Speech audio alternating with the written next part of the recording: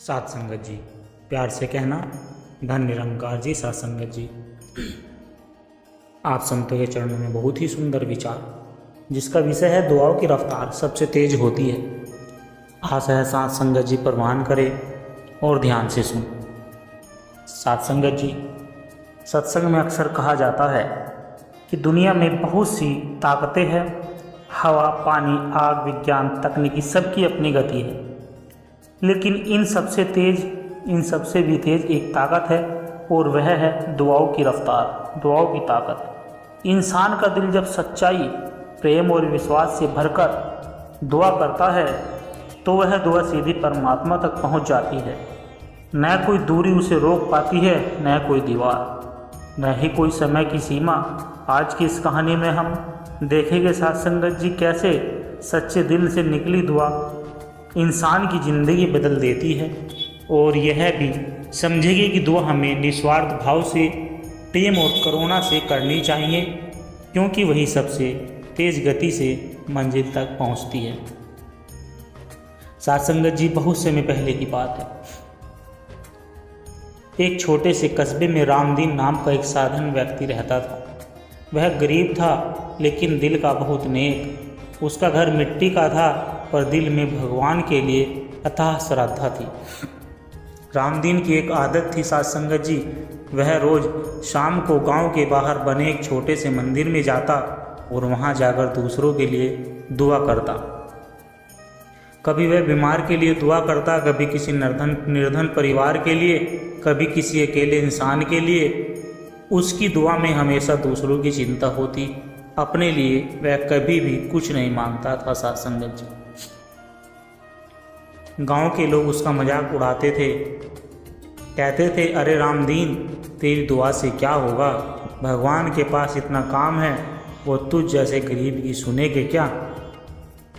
रामदीन मुस्कुराकर जवाब देता सात संगत जी की, भाई, दुआ इंसान की नहीं होती, दिल की होती है, और दिल अगर सच्चा हो तो दुआ सबसे तेज पहुंचती है।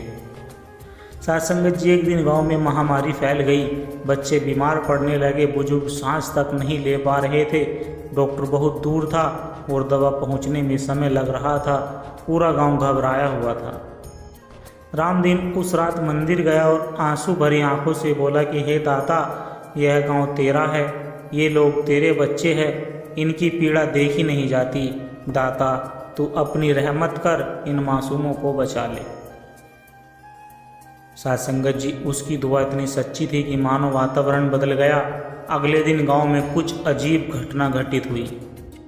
जो बच्चे रात तक बहुत गंभीर थे, उनमें अचानक सुधार होने लगा। कुछ ही दिनों में बीमारी का प्रकोप कम हो गया।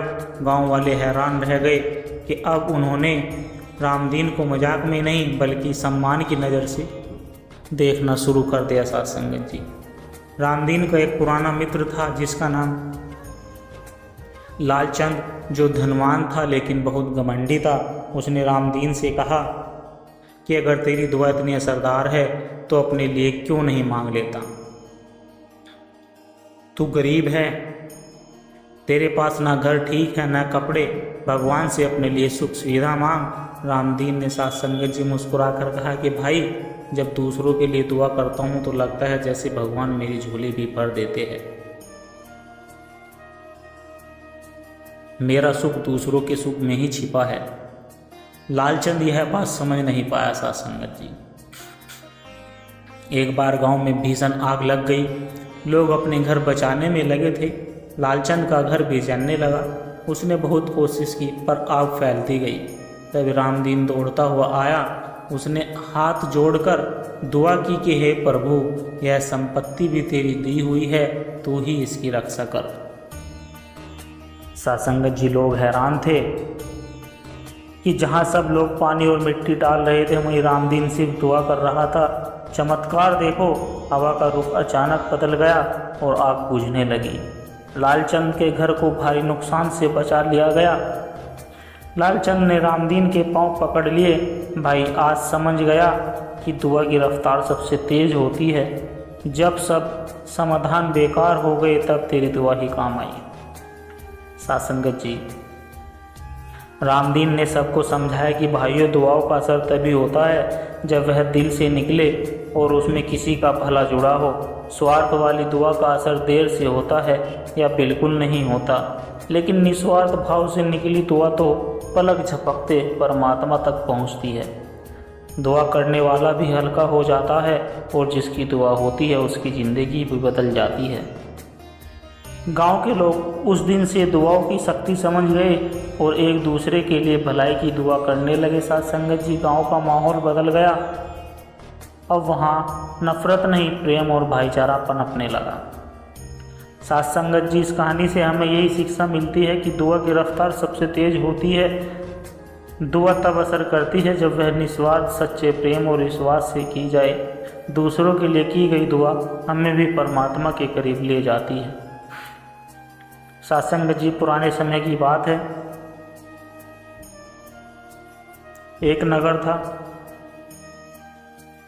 सत्संग जी, पुराने समय की बात है। एक नगर था जिसका नाम श्राद्धापुर था। वहाँ के लोग साधारण जीवन जीते थे, परंतु उनमें एक विशेष गुण था, वे दूसरों की भलाई के लिए सोचते थे। उसी नगर में एक युवा साधक रहता था जिसका नाम मोहन था। मोहन का स्वभाव बड़ा विनम्र था। वह खुद गरीब था, लेकिन दूसरों की मदद करने से कभी पीछे नहीं हटता था। उसका विश्वास था कि इंसान की सबसे बड़ी पूंजी उसकी दुआएं है। वह अक्सर कहता कि हमारे पास चाहे धन हो या ना हो, अगर दिल साफ है तो दुआ सबकी मदद करती है। साथ संगत जी, श्राद्धापुर में एक बूढ़ा सैनिक रहता था जिसका नाम विजयराम था। उसने अपने जीवन की कई साल युद्धों में बिताए थे और अब वृद्धावस्था में असहाय हो चुका था। एक दिन वह बीमार पड़ गया। नगर के लोग थोड़ी मदद करते, लेकिन उसकी बीमारी बढ़ती जा रही थी। संगत जी, मोहन रोज उसके घर जाता, उसे सहारा देता और कहता कि बाबा, आप चिंता मत करो, आपकी सेवा मैं करूँगा, लेकिन दुआएं आप कीजिए, आपकी दुआ सबसे तेज पहुँचती है। बाबा अपनी कांपती हुई आवाज़ से प्रार्थना करते हैं कि हे प्रभु, इस बच्चे की रक्षा करना, इसे सुखी रखना। कुछ ही दिनों में चमत्कार हुआ। बाबा की तबीयत धीरे धीरे सुधरने लगी। डॉक्टरों ने भी आश्चर्य से कहा कि जहां दवा काम नहीं कर रही थी, वहां तुम्हारी दुआ ने असर कर दिखाया। सासंगत जी, श्रद्धापुर में व्यापारी धनी लाल बहुत धनी थे, लेकिन उनके पास सब कुछ होते हुए भी मन में चैन नहीं था। रात को नींद नहीं आती, हमेशा भय सताता। उन्होंने मोहन को बुलाया और कहा कि मैंने मंदिर में लाखों का धन किया, दान किया, पूजा पाठ किया, फिर भी मन अशांत है। तो गरीब है, लेकिन चेहरे पर संतोष और शांति है। इसका राज क्या है? साथ संगत जी, मोहन ने सरल शब्दों में कहा कि सेठ जी, आप जो दान करते हैं उसमें दिखावा है, लेकिन जो दुआ दिल से निकलती है उसमें सच्चाई होती है। दुआ का असर तुरंत होता है। धनीलाल ने सोचा और उसी दिन उसने पहली बार इस निर्धन परिवार को गुप्त रूप से भोजन पहुंचाया और मन से दुआ की कि हे प्रभु, इस परिवार का दुख दूर कर। चमत्कार यह हुआ सत्संगत जी की उसी रात वर्षों बाद उन्हें गहरी नींद आई। अगले दिन से उनका चेहरा चमकने लगा। उन्हें समझ आया कि सचमुच दुआ सबसे तेज गति से पहुंचती है। सत्संगत जी, एक दिन नगर के बाहर खेलते हुआ एक बच्चा कुएं में गिर गया। लोग घबराहट कर दौड़े, रस्सियाँ डाली, लेकिन बच्चा गहराई में जा चुका था। बस चिल्ला रहा था कि बचाओ बचाओ। मोहन भी वहां पहुंचा। उसने लोगों से कहा, हम सब मिलकर दुआ करें, फिर प्रयास करें। सबने हाथ जोड़ लिए और एक स्वर में पुकारा, हे दाता, इस मासूम की रक्षा करना। अचरज की बात है, जैसे ही उन्होंने दुआ की तभी एक किसान अपनी बैलगाड़ी लेकर उधर से निकला। गाड़ी में लंबी रस्सियाँ थी, उसी रस्सी से बच्चे को सुरक्षित बाहर निकाल लिया गया। सत्संगत जी, लोग रोते हुए बोले कि यह तो चमत्कार है। मोहन ने मुस्कुराकर कहा, नहीं, यह दुआ का असर है। दुआ ने किसान को समय पर यहाँ पहुँचा दिया। सत्संगत जी, श्रद्धापुर का राजा वीरेंद्र सिंह था। एक बार वह गंभीर रूप से बीमार पड़ गया। राज्य के वेद हार मान गए। राजा ने ऐलान किया कि जो मेरी बीमारी दूर करेगा उसे इनाम मिलेगा। मोहन दरबार पहुंचा। सब लोग हंस पड़े। यह गरीब साधक क्या इलाज करेगा। मोहन ने राजा से कहा कि महाराज, दवा और इलाज का काम वेद करते हैं, पर दुआ दिल से निकले तो बीमारी का बोझ हल्का हो जाता है। मैं आपके लिए दुआ करूंगा। उस रात मोहन ने पूरी श्रद्धा से प्रार्थना की। साथ संगत जी के, हे परमात्मा, यह राजा तेरे ही लोक का सेवक है, इसे शक्ति प्रदान कर। कुछ ही दिनों में राजा की तबीयत सुधरने लगी। वेद ने कहा, यह तो असंभव था, लेकिन कोई अदृश्य शक्ति काम कर रही है।